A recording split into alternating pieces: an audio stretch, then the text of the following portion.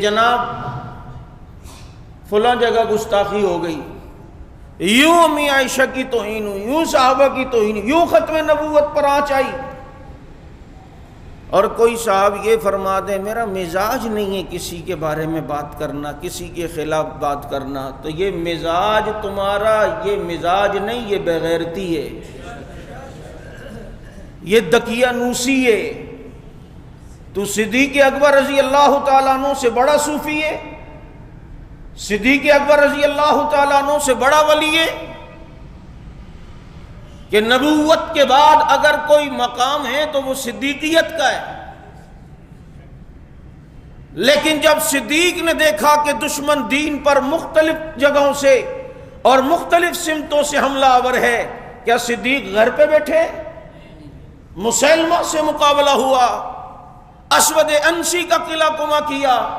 منکرین زکوٰۃ سے مقابلہ کیا، مرتدین سے مقابلہ کیا، فارس کی طرف اپنی فوجوں کو بھیجا۔ آج یہ کہا جائے کہ جی ہمارا مزاج نہیں ہے، یہ مزاج نہیں، یہ ڈر ہے کہ تیری اس بغیرتی پر خدا نہ خواستہ ایمان نہ چھن جائے، کہ اگر کسی کے دل میں برائی کو برائی نہ سمجھے اور اتنا اس کو روکنے کا کوئی جذبہ بھی نہ ہو، تو مجھے بتاؤ اللہ رب العزت کو ایسی ولایت چاہیے؟ خود رسول اللہ صلی اللہ علیہ وسلم کا اس طرح کا مزاج ہمیں نظر نہیں آتا، نہ سیرت میں ملتا ہے۔ شیخ عبد القادر جیلانی رحمت اللہ علیہ کتنے بڑے ولی ہیں، لیکن غنیت الطالبین کتاب لکھتے ہیں اور اس میں صحابہ کرام کے دشمنوں کا تعارف کرواتے ہیں، ان کے 32 فرقوں کا ذکر کرتے ہیں، یہ بھی گمراہ، یہ بھی گمراہ، یہ بھی گمراہ، یہ بھی گمراہ، اتنا تعارف کروایا، اور صحابہ کرام رضوان اللہ علیہ اجمعین کے دشمنوں کو ننگا کر کے انہوں نے رکھ دیا اور ببانگ دہل ان کا رد کیا ہے اور ان کا مقابلہ کیا ہے۔ جبھی تو پچھلے ادوار میں جو مختلف مذہبی کتابوں پہ پابندی لگی تو اس میں غنیت الطالبین پر بھی پابندی لگائی ہمارے پاکستانی حکومت نے۔ کیا وجہ تھی؟ وہ تو ایک پیر کی بات تھی، وہ تو حضرت پیران پیر رحمت اللہ علیہ کی کتاب تھی، وہ تو تصوف پر تھی، لیکن وجہ یہ تھی کہ اس کے اندر صحابہ کرام رضوان اللہ علیہ مجمعین کے دشمنوں کا تعاقب تھا، ان کا تعارف تھا، ان کا قلعہ کما تھا، ان کے متعلق لوگوں کو آگاہ کیا تھا کہ ان سے بچ کے رہو، ان سے بچ کے رہو، ان سے بچ کے رہو۔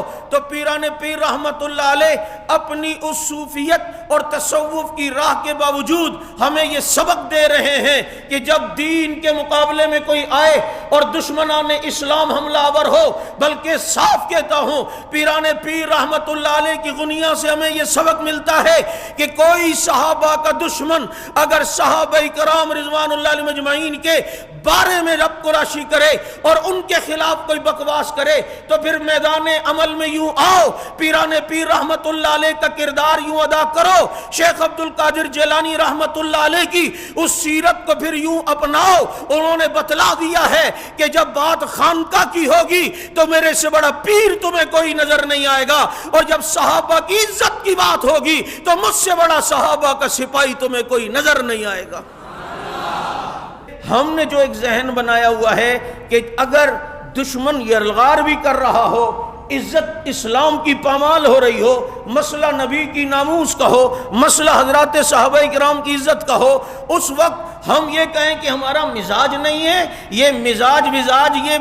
قیامت کے دن نہیں چلے گا۔ اب مزاج بدلنا پڑے گا، غیرت ایمانی کا مظاہرہ دکھانا پڑے گا، میدان میں آنا پڑے گا۔ حق نواز کہتا تھا کہ حضرت جی جب دور صدیقی ہو تسبیح اس وقت ہاتھ میں اچھی لگتی ہے، لیکن جب دور فرعون کا ہو، جب دور نمرود کا ہو، اس وقت میدان میں آنا یہ سنت موسوی ہے، یہ سنت ابراہیمی ہے۔ اور جب دشمن حملہ آور ہو کر مدینے کی سرحد پر آ جائے تو پھر اس وقت بدر کا میدان سجانا سنت نبوی کہلاتا ہے۔ اچھا، جو اتنے زیادہ وہ بنتے ہیں، اس وقت فوراً کوئی حضرت کو کچھ کہہ دے یا حضرت کے گھر والوں کو کہہ دے تو سب سے پہلے آستین حضرت کی اوپر ہوگی، آپ کا تو مزاج ہی نہیں تھا جناب، یہاں پر اب مزاج کیوں تبدیل ہو گیا؟ تیور کیوں بدل گئے؟ تیور کیوں تبدیل ہو گئے؟ اب آپ کے مزاج میں یہ تبدیلی کیسے؟ جب اپنی ذات پر بات آئے اور پھر سارے مزاج کو پسے پشت رکھ دیا جائے، اور جب بات ابو سفیان اور حضرت معاویہ کی عزت کی ہو، 10 محرم کو کھلے عام تبرہ ان پر ہو، اور جناب صحابہ کرام کی عزت و ناموس کا مسئلہ ہو، اس وقت کہنا کہ میرا مزاج نہیں ہے، میں پھر یہ جملہ کہتا ہوں، اس کو مزاج نہیں، اس کو بے غیرتی کہا جاتا ہے۔ اس لیے یاد رکھو، ہمارے جتنے بزرگان دین گزرے ہیں، جب مات دشمن کی آئی تو انہوں نے دین کی حفاظت کی۔ مجدد الفسانی رحمت اللہ علیہ، ہندوستان میں دین کی بقا کا ذریعہ بننے والا شخص یہی شیخ احمد سرہندی مجدد الفسانی رحمت اللہ علیہ ہے۔ خانقاہی سسٹم تھا، نشبندی سلسلے سے تعلق تھا، خانقاہوں میں بیٹھنے والے تھے، لیکن جب ظالم بادشاہ نے دین اکبری کی بنیاد رکھی تو یہی خانقاہ میں بیٹھنے والا شخص پھر میدان میں کھڑا ہوا نظر آتا ہے، اور پھر اس کی استقامت اور جرت کی برکت سے اکبری دین اللہ رب العزت نے ہندوستان میں ملیامیٹ کیا، اور ہندوستان بر صغیر کے اندر اسلام کی بقا کا اللہ رب العزت نے مجدد الفسانی رحمت اللہ علیہ کو ذریعہ بنایا ہے۔ آپ ماضی میں ایسے بے شمار